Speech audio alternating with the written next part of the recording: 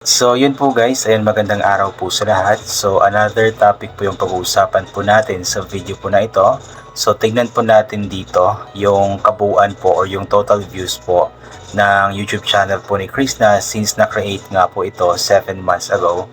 And nakakabilib lamang po kasi kahit na 7 months pa lamang po mahigit ang kanyang YouTube channel is umabot na po sa 15 million or to be exact is 15,068,121 po ang kanyang total views as of June 24, 2025. I'm sorry, 2026 pala.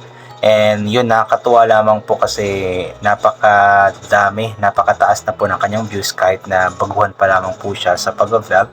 And inulit ko nga po na 7 months mahigit pa lamang po ang kanyang YouTube channel kasi nga po ay nag-join po siya or nag-start po siyang mag-vlog last November 19, 2025. So patunay lamang po ito na talagang sobrang dami po na nagmamahal kay Krishna kasi usually sa mga baguhan po sa pag-vlog ay kahit na isang taon na nga po or mahigit isang taon na ang nakalipas is hindi pa rin po umaabot sa ganito kataas po na views ang kanyang kabuuan po ng views sa kanyang YouTube channel. But then kay Krishna, since napakarami nga po na nagmamahal sa kanya, ay mabilis nga po niyang nakamit or naabot nga po itong 15 million na total views. Maliban nga po dyan is umabot na rin po sa 82.5k ang kanyang total na subscribers po sa kanyang YouTube channel, which is napakadami, napakataas na rin po. And hoping na bago nga po mag August 26, bago nga po mag 22nd birthday si Krishna, sana nga po is aabot na po ito sa 100k nga po na subscribers kasi malaking ano po yun, malaking regalo po yun para kay Krishna kung sakali man na makamit or maabot nga po niya ang milestone nga po na iyon. So grabe no, grabe yung achievement ni Krishna sa pag-vlog guys, kahit na 119 na videos pa lamang po ang kanyang na-upload pero ganito na po karami ang kanyang naabot nga po na views, 15 million na nga po. At syempre hindi po ito magiging posible kung hindi dahil nga po sa ating Panginoon na siya po talaga ang may plano sa lahat ng mga bagay na nangyayari nga po sa buhay ni Krishna. Pangalawa nga po kay Sir Paul Pugong Biyahero na siya nga pong ginamit ng Panginoon. Kaya lagi nga pong sinasabi ni Krishna na hindi daw po siya magsasawang mapasalamat nga po kay Sir Paul sa Panginoon at sa lahat po ng mga taong naging parte po ng kanyang pag-angat, sa lahat po ng mga taong naging parte na nakilala nga po siya sa social media. And hoping na magtuloy-tuloy po ito, hoping na magtuloy-tuloy ang kanyang pag-angat nang sa ganon lahat ng mga pangarap nga po ni Krishna para sa kanyang sarili at sa kanyang pamilya is matupad nga po kasi alam naman po natin na lahat po ng ginagawa na ito ni Krishna is talagang dedicated po niya ito para sa kanyang pamilya. So alam ko na hindi lang ito titigil sa 15 million since every month naman is tumataas naman po ang views ni Krishna, so possible nga po na mas tataas pa ito ng mas tataas. Anyway, tignan po natin ngayon ang takbo ng YouTube channel po ni Krishna, 30 days na takbo ng YouTube channel ni Krishna as of June 24, 2026 po ito na data.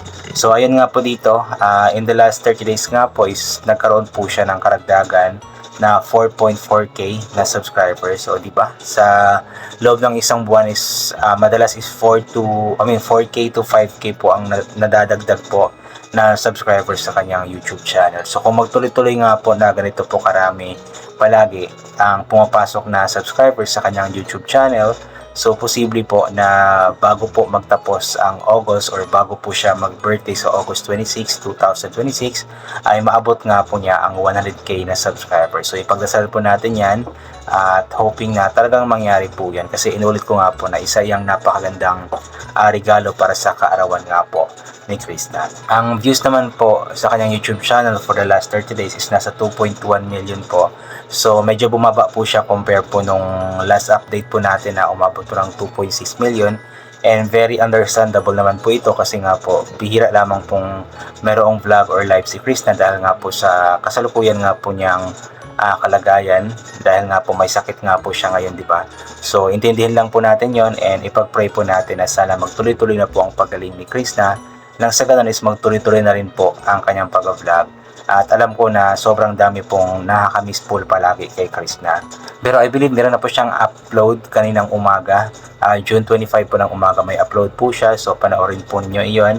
At hanggat maaari, wag po natin i-skip yung mga ads po na lumalabas para may chance po na makatulong po tayo sa kanya.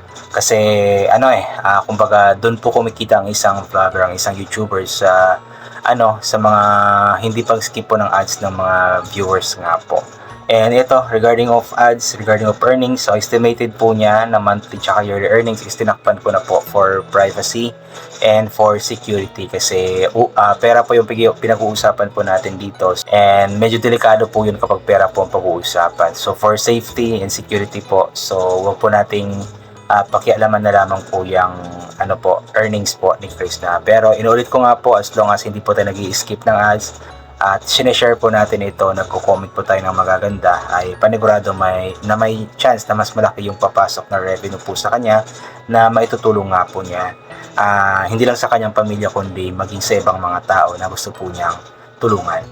Ito naman po, tingnan po natin ang kanyang estimated na daily views from June 11 hanggang June 24, 2026. Ayon po dito, last June 11 daw po is nagkaroon po siya ng 38,039 po na video views. June 12, 126,106 po na video views. June 13, 70,658 po na video views. June 14, 32,260 po na video views. June 15, 68,788 po na video views. June 16, 41,121 po na video views. June 17, 100,527 po na video views. June 18, 30,442 po na video views. June 19, 54,528 po na video views. So, yung kanyang views po is taas baba po, which is understandable naman po kasi nga po may mga times po na wala po siya upload dahil nga po sa nagpapahinga po siya. Sa June 20 naman po is 95,134 po na video views. June 21, 45,628 po na video views. June 22, 72,237 po na video views. At sa June 23 naman po ay blanco po or walang data in that particular day. Maging sa June 24 po wala pong data. Pero hindi po yan ibig sabihin na wala pong views in that day. Talagang wala lamang pong data ang lumabas po sa Social Blade website since estimated lang din naman po ito. Pero by the end of the month, may lalabas naman po dyan. Siguro nagkaroon lamang po ng glitch yung kanilang website. Ganoon po. Ang kanyang daily average na views po is na 71,132. Weekly average na views is 56,928. Last 30 days na views nga po is 2,133,972. At ang last 14 days na views po niya is 847,208. So medyo maganda pa rin po yung takbo ng YouTube channel ni Chris na even though maraming pagkakataon na wala po siyang update, walang upload, walang vlog. Pero yung mga viewers kasi is talagang nagmamarathon po, inuulit-ulit pong panoorin yung ibang mga vlogs ni Chris na kaya kahit na wala po siyang vlog is may pumapasok pa rin po na views at earnings sa kanya araw-araw. So maraming salamat po sa mga nagmamarathon po kay Chris na. So yun po, I think hanggang dito na lamang po muna itong gagawin ko na video. So God bless po and bye for now po.